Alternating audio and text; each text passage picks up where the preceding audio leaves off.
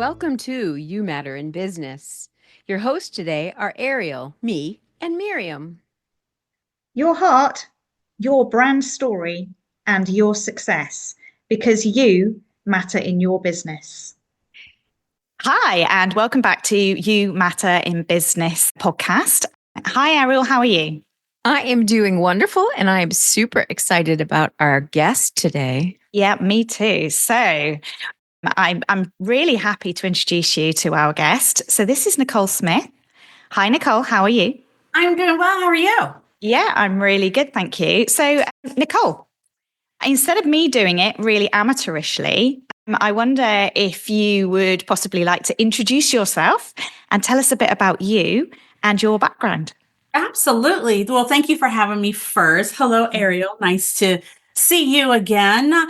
I am Nicole F. Smith, and I always put the F in there because you Google Nicole Smith, I don't know who you're going to get. So if you say Nicole F. Smith, you will definitely get me. I am the driving force of JMS Creative Leadership Solutions, and we are a leadership development and coaching practice. But what makes us unique is that we stand on the foundation of emotional intelligence. So yes, we do things like conflict, resolution, communication skills, and so forth, but it's under the umbrella of emotional intelligence because I do feel that once you maximize your emotional intelligence, you can master anything, right? And so we do that. So I don't necessarily like to say I'm a quote life coach because I'm still going through life myself. And I may make a stumble or a fumble or two, so please give me some grace. But what I like to do is just help people show up and lead, not just others, but themselves. We're so worried about leading others that we forget that we're also in that equation as well. So how are you showing up? I've been doing emotional intelligence for about 20 years, but I always say 20 years is when I had that, I don't say rock bottom, but that, oh my goodness, there has to be something better out there in regards to the workplace behavior. And I realized it stemmed it all the way back, my emotional narrative, to when I was a child, and I didn't even know it. So that led me to me getting my psychology degree.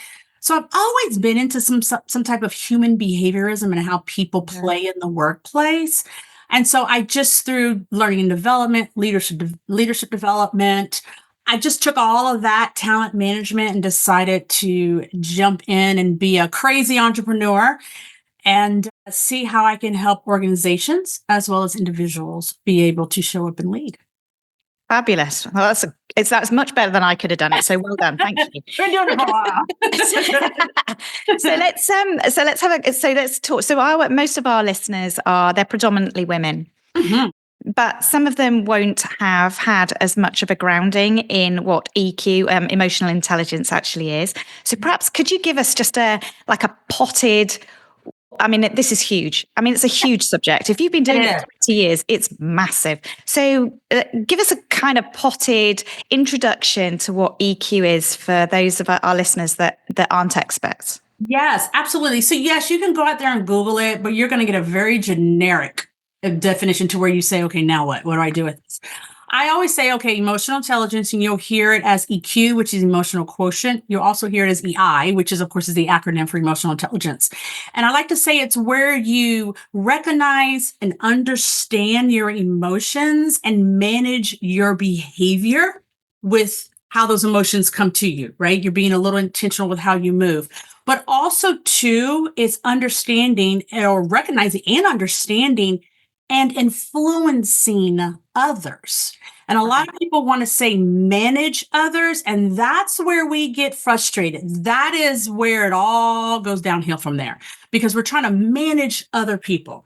I always say you can't manage anybody, folks. You have to be able to manage yourself. And through you managing yourself and you showing up and responding appropriately, you then influence others to do the same. And I like to say, as you maximize your emotional intelligence, you then gain a keen sense of social intelligence to where you can kind of predict how other people are going to behave and move, especially in the workplace. I like to call it a little secret talent you gained in regards to maximizing your EQ. There's a lot of other outcomes that come from maximizing your EQ, but that one, I like to say people like that magic trick. So, but yeah, so that's a in the box definition of emotional intelligence. Yes.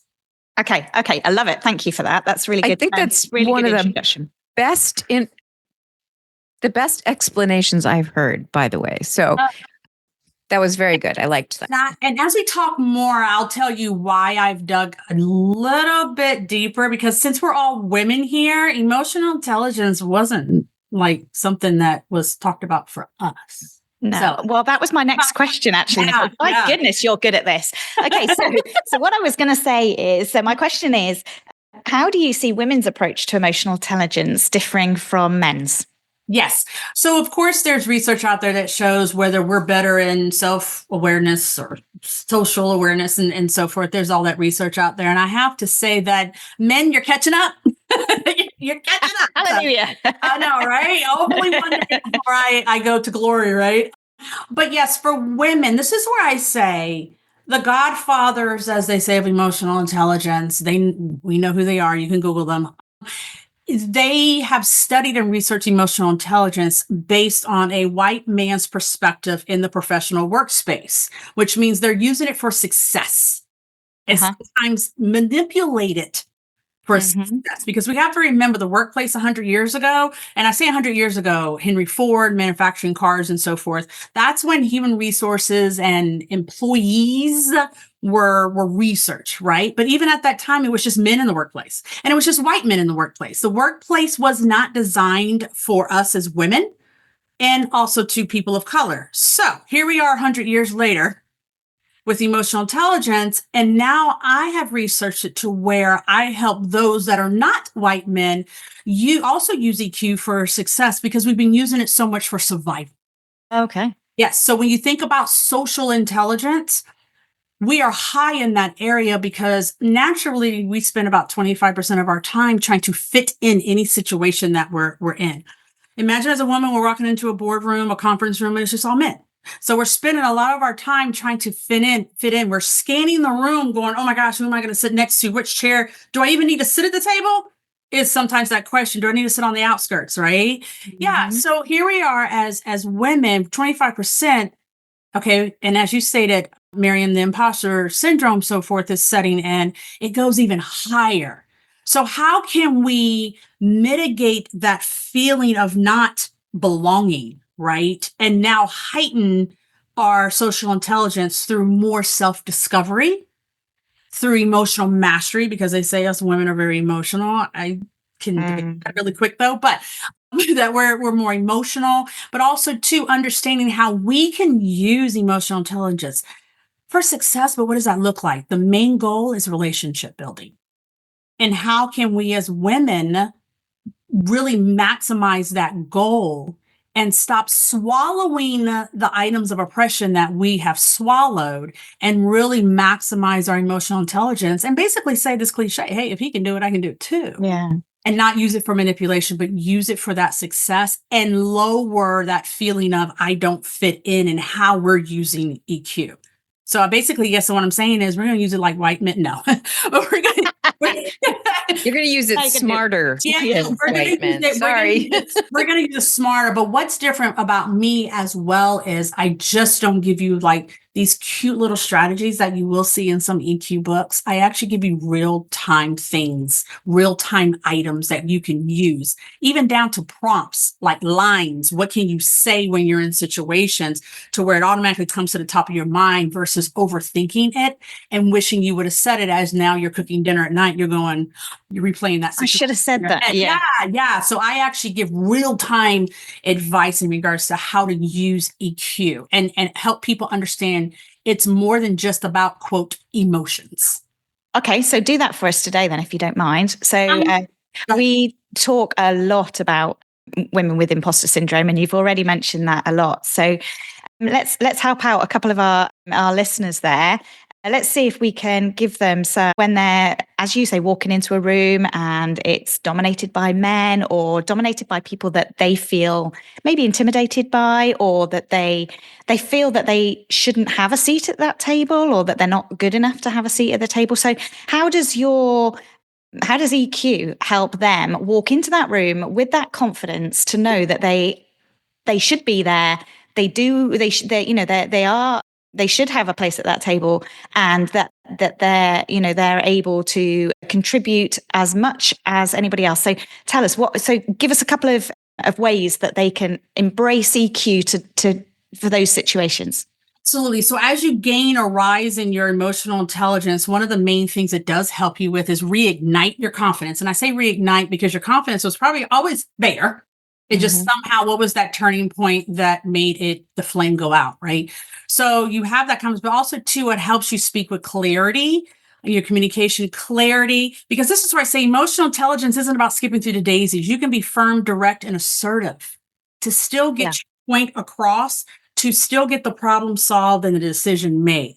So I have a perfect example. And when I say real time, I always use my real life experiences. So I have walked into a room and I was part of I guess what they call the executive team. And I walked in and there were a variety of levels in the organization there, just to give people a view of the hierarchy, how it was holding right at that time. So I walked into the room and I was the only woman of color on the executive team.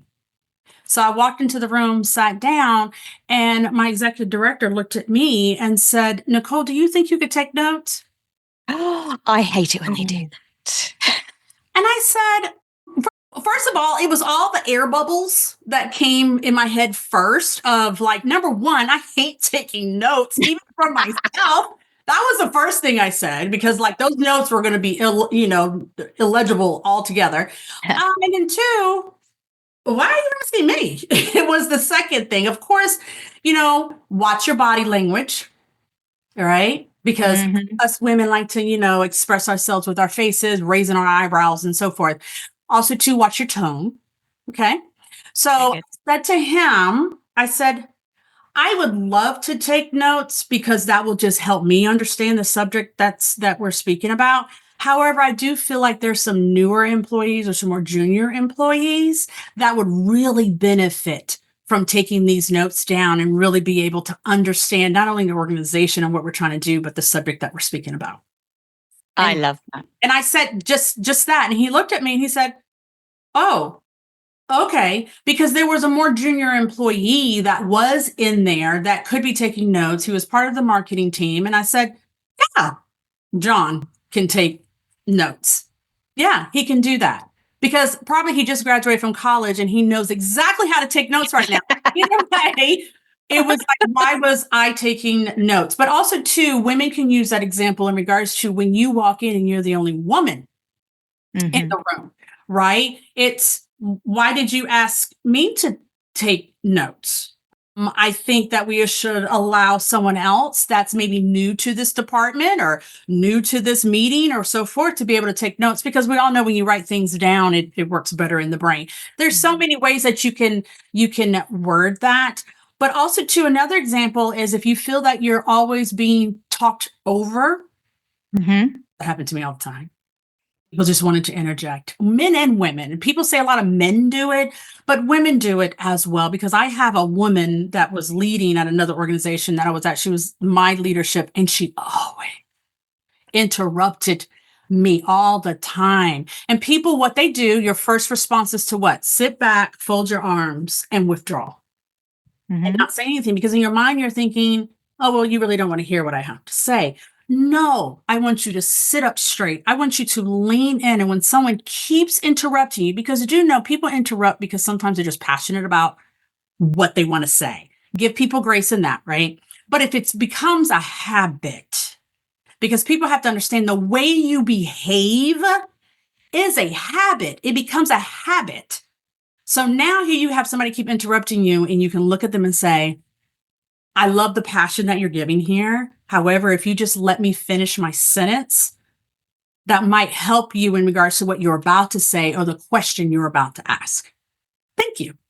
And now keep going. But you see, in the very beginning, I started with a little bit of flattery because I don't want to assume they're being rude. I'm just going to say, okay, I love your passion here. And it's kind of pausing to see, was that not passion or is that really you being rude? Right? And then saying, just let me finish my sentence, because also, too, we're bringing it to the surface level. We're bringing it to their conscious level, because sometimes they don't even know consciously that they're doing it. Yeah. Sometimes they don't realize that they're doing it. So it's like, oh, and then they'll probably say, oh, I'm sorry. but I actually have seen meetings where somebody goes, no, no, no, no, I'm interrupting because I don't like what you're saying. Oh, you don't like what I'm saying? Well, then fine. I have said, let me know when you want me to provide input. And I've sat back.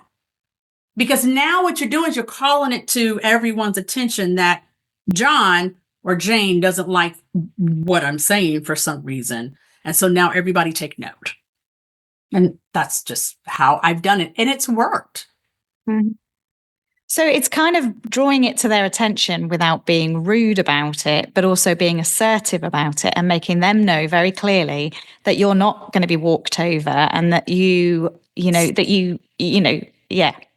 I like it. Assertiveness is a competency of emotional intelligence. It's actually in one of my first workbooks that I have, because we talk about certain competencies that you should have already under your belt as you begin walking the journey of emotional intelligence. And assertiveness is one of them.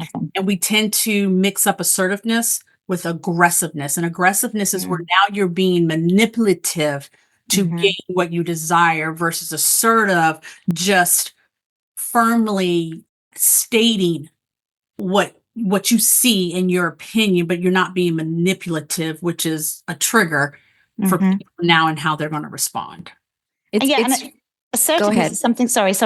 Assertiveness is very much something that you can learn. I think almost you can do it in the mirror as well, and that helps. I think to kind of so that you can see what the other person is seeing in your face, so that you can practice that body language, those facial expressions before you go out in the world and do it. So you're giving them some really good words and some really good techniques in terms of a bit of flattery to start with, assuming that they don't realize that they're doing it to start with almost, but then so practice it. So practice those sentences before you go into all those situations. And the more you practice it, the easier it is when you are actually in those real life situations. Yes.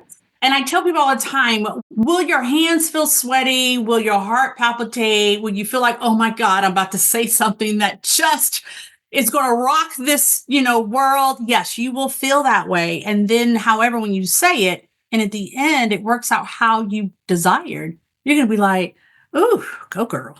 Yeah, I did that. Yeah, that's where it's going to start feeling normal for you. And I always say, here's a little asterisk. Someone will come up to you and say, great job. Because it's what they were thinking. And now you said it. Yeah. And they're going to say, good job. Good job. Just take a moment for a slight interruption. We wanted to share some exciting news. Exceptional women professionals often struggle to communicate their expertise.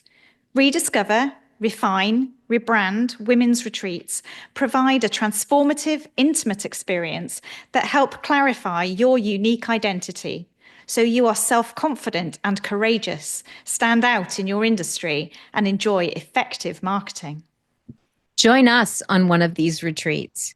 Go to arielfaith.com and choose your date that fits your schedule. Reserve your exclusive spot with a simple deposit, and then enjoy tailored planning tips and details from us to get ready for this inspiring experience. In the meantime, if you can like, share, and comment on this podcast, we'd appreciate the love. Thank you. Yeah. Okay.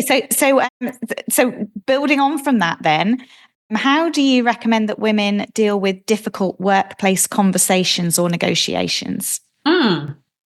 That's a good question. So how to deal with just difficult conversations in general, which negotiation falls into that? Yeah. This is where I say self-discovery is key. I need you to understand how you feel in those type of situations. For instance, why do you not like difficult conversations? Like, let's go back to that emotional blueprint. Let's go back to that emotional narrative. Why don't you like difficult conversation? Is it because when you were growing up, you didn't have a voice, and whenever you approached a difficult conversation with whomever, your friends, your parents, or whatever, you felt like you got knocked down a lot? Well, now here you are in adulthood, and you don't even approach difficult conversations. You shy away. Or is it that you just don't feel you're good at voicing, communication, using the right words? Okay, that's where that self-discovery comes in with this. But also, too, one of the main pieces I always say when you go into a difficult conversation and have any type of negotiating who's going to win in this, right? Is it going to be a win-win, or negotiating a job or promotion, whatever it may be, is understanding what's at stake here. Meaning, if you're going in, and I'm going to use negotiation because I just did a panel about this last week about negotiation and EQ, is what about the company? What about the organization do you think they will be able to give up or be able to give you? So understanding what's at stake here, meaning you don't just go in and say, hey, I want a $20,000 raise.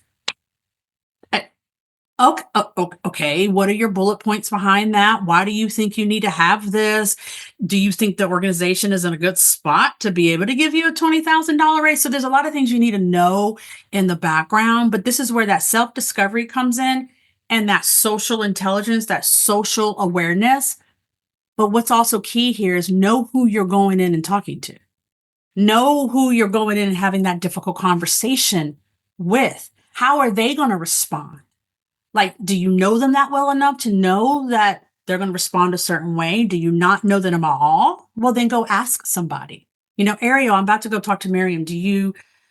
About a difficult topic. Do you know how she handles sometimes these type of situations? I like that. Yeah, if you trust Ariel enough to where she's not going to go now run to Miriam, but get to know the situation at hand, get to know the environment that you're about to walk into. Have you scripted your conversation? What are you going to say? What do you think they're going to say back? How are you going to respond to that? Because it helps you stay within those guardrails, because in difficult conversation, where it becomes difficult is when we go out of those guardrails. And we feel we're always speaking to creatures of logic, and we're speaking to creatures of emotion. And so understanding all that's at play there before you just run in and want to have a difficult conversation, the difficult conversation, you'll find out, might turn into healthy conflict. Okay. And you might see that, yes, some sacrifices might be given up in that difficult conversation, but hopefully you both will win something, if that makes sense. Yeah. Yeah. So that answer, thank you for that, Nicole. That was really, I think, really useful. I certainly found it useful. But so in that answer there, you encompassed all of the four kind of elements of emotional intelligence, EQ. So it was the self-awareness. Although you don't call it self-awareness, you call it self-discovery. Is it different? Yeah, it might. Well, I have my own framework called EQ Impact, and I talk about self-discovery, because to become self-aware, you have to self-discover. It's not just about self-awareness. It's like there's a lot of people out there that think they are self-aware, and really, in essence, population, only about 15% of us are really self-aware of how we are, how we move, how we're going to react, and so forth. I feel like through intense self-discovery, where, my friends, sometimes it will be painful. It will hurt. You're going to hear feedback about yourself that you're just like, really? That type of thing. And I feel like we all have to go through those moments, and that's through self-discovery. And then I call it emotional mastery, because that encompasses regulation. How do you respond? Why do you react that way? Stems from self-discovery, social intelligence, social awareness, and then relationship building. But the way I do it is the foundation, the toolkit, the bridge to the goal of relationship building, because the whole essence of emotional intelligence is relationship building, because we have to be with other people. We have to be in relationships with other people, whether they're tactical or whether they're intimate. You have to have relationships with others. So yeah, I try to hit on all four, but sometimes there are some that are more important than others at certain times. Yeah. You almost state it almost as it's a journey, whereas some of the other books that I've read on emotional intelligence, very much, self-awareness, is that the final thing is, either you are or you aren't. But the way that you're talking about it is like it's a discovery that you can continue to develop and learn as you're going through life and master it. You might never completely master it, but because you're always learning and there's always different situations. Yeah, and that's just it. There's always different situations, meaning I didn't know how I would truly feel and this is my example for me personally. I did not know how I would truly feel with the changing of the guards in our administration here in the United States back in July, you know. And then here comes November, it hits. Okay, now here we are sitting in March, and I'm going, wow, I do have emotions about this. I didn't know that me watching the news would just unleash a fire in me, in the morning or the evening. And yes, have I been through difficult times for me before? Yes, but now this is a different situation. So now this is like new self-discovery for me in regards to, do I say something? Where's my impulse control? Who can I talk to? I just want to go in the woods and scream.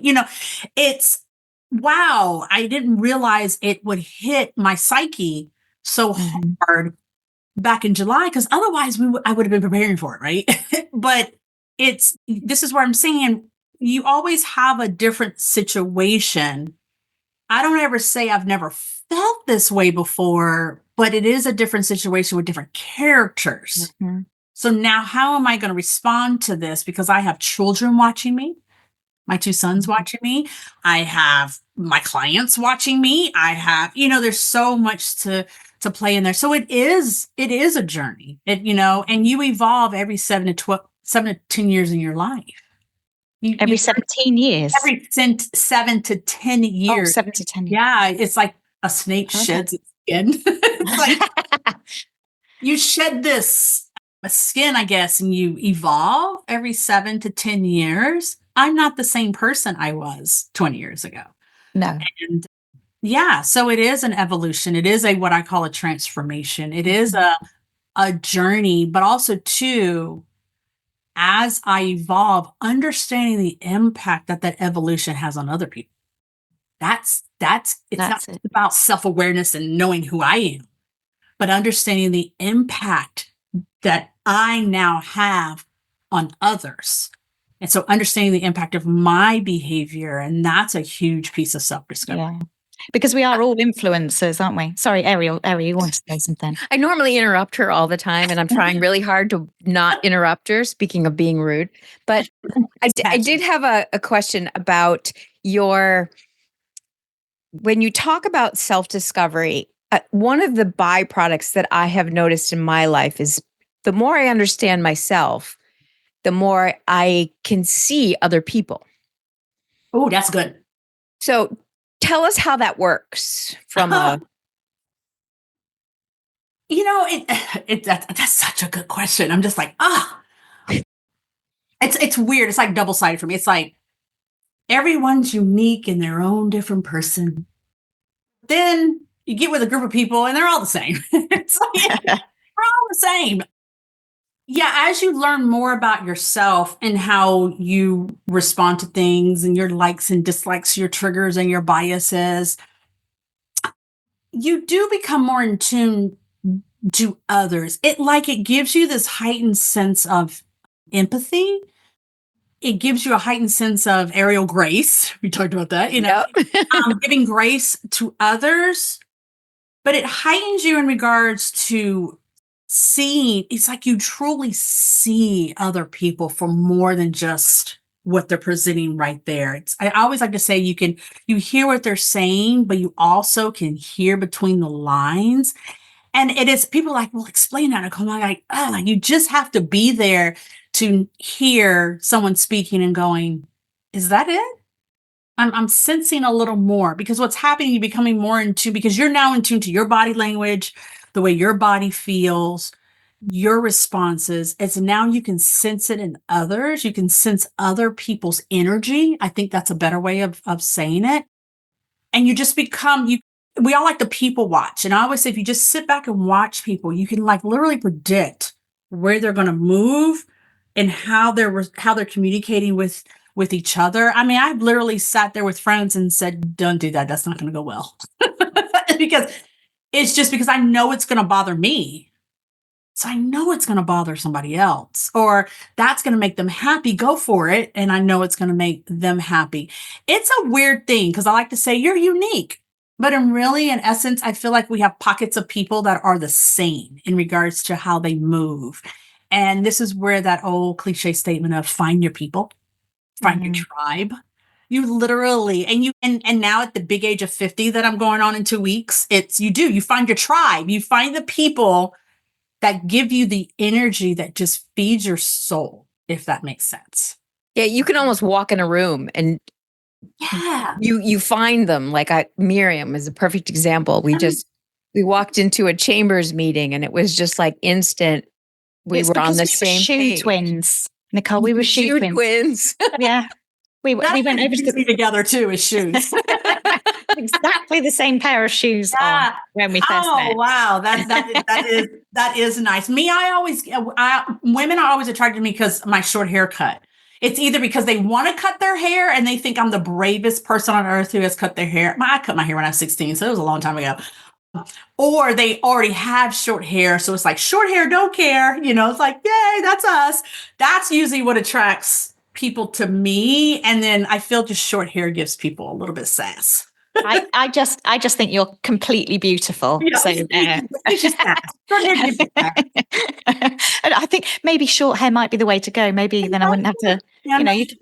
You look as though you do look as if that you've spent loads of time trying to look that good with your hair. Well, I appreciate it. I just wake up in the morning and just lick my fingers and yeah, you see, that's what I need you to hear. I need to have my hair cut short so I don't have to spend loads of time on it. I'm just going to. It's so interesting. I have a girl she's from Honduras. She's beautiful. She had long black hair, and she just recently cut it to where it's like one side is short, the other side's coming down, and it is gorgeous. Oh my gosh, she is on fire, right?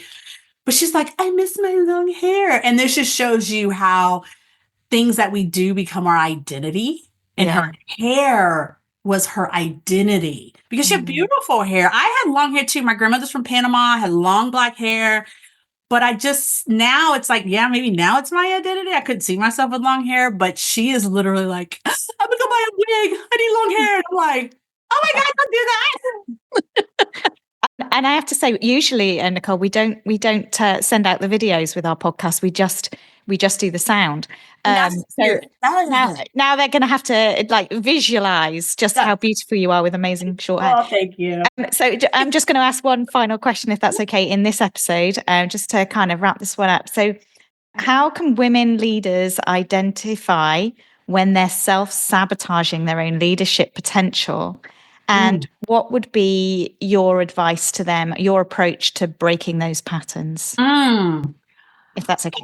Call me at effortlessly.com.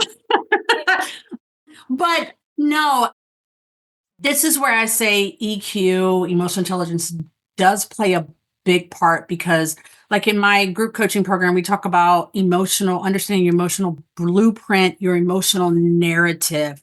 When you're self-sabotaging, that is coming way deeper than just yesterday, right? It's what happened? Why do you feel you're not good enough? For example, going back to teenage years, I made a 95 on a math test. Math was challenging for me. I made a 95 on a math test. I come in and I tell my dad, who was military, Air Force, right?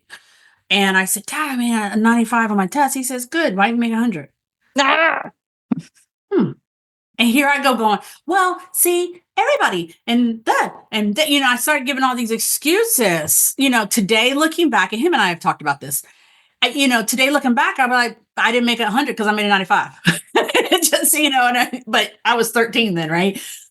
But yeah, thinking back to what exactly made you feel small, right? And trying to understand why you're still protecting that little girl, right? Why are you still not showing up in a position or a role that you desire to be?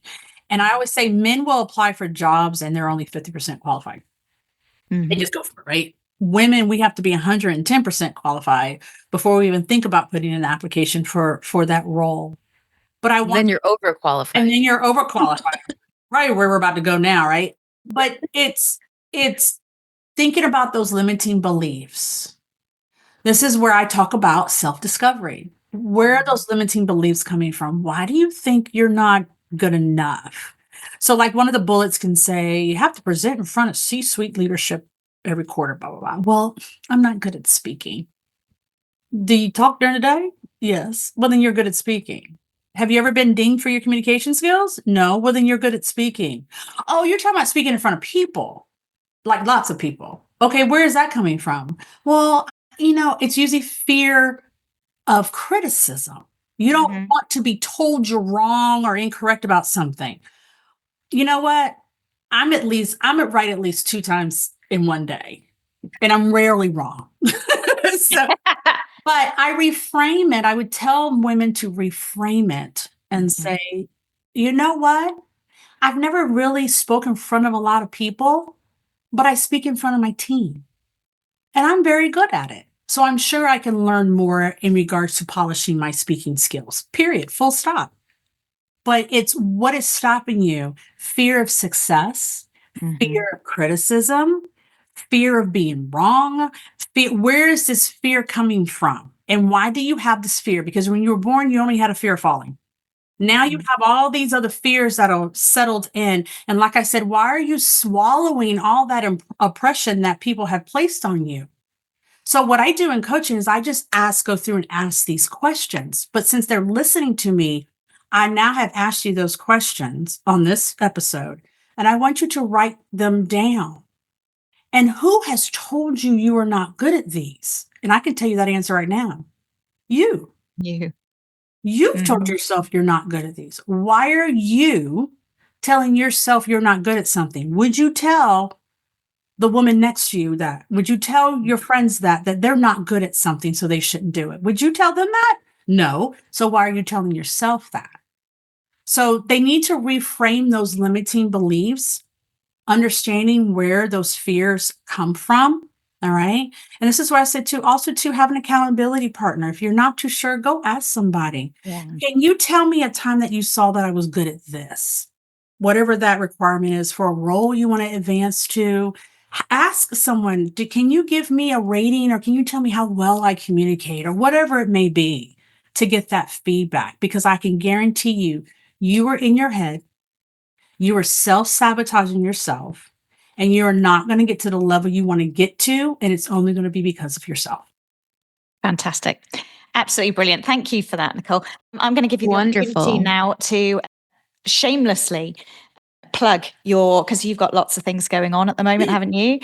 You've got a couple of books out and some ways that our listeners can follow you. So go on then, go ahead. Shamelessly plug Nicole F. Smith. No shame. We don't shame on each other. No, absolutely. So you can go to my website. It's thenicolefsmith.com, the as in THE, NicoleFSmith.com.